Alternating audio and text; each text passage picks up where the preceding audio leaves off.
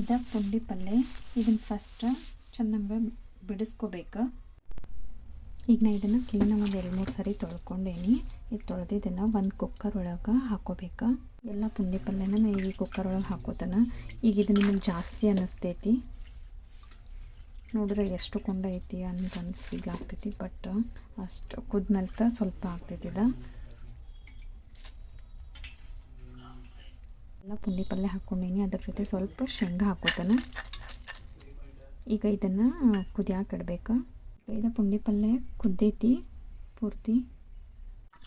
ಈ ಥರ ನೀರು ಬಸಿದ ಬೇರೆ ಒಂದು ಪಾತ್ರೆ ಒಳಗೆ ಹಾಕ್ಕೋಬೇಕು.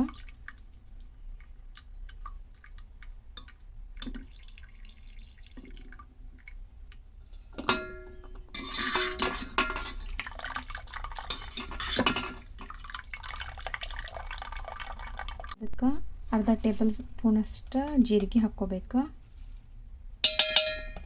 ಆಮೇಲೆ 1 ಟೇಬಲ್ ಸ್ಪೂನ್ ಖಾರ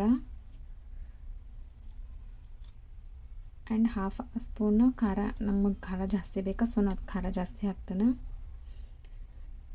ಕಲ್ಲುಪ್ಪಾದರೂ ಹಾಕೋಬೋದು, ಸಣ್ಣ ಉಪ್ಪಾದರೂ ಹಾಕೋಬೋದು, ಡಿಪೆಂಡ್ ನಿಮ್ಮ ಮೇಲೆ.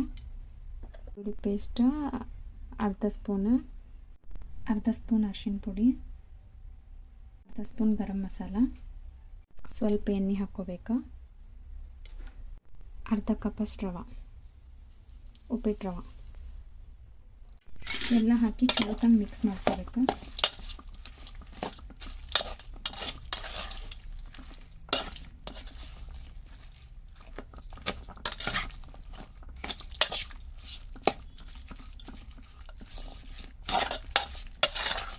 ಈಗ ಇದಿಷ್ಟು ಮಿಕ್ಸ್ ಆಗೋಣ. ನೆಕ್ಸ್ಟ್ ಅರ್ಧ ಕಪ್ಪಷ್ಟು ನೀರು ಹಾಕೋಬೇಕು.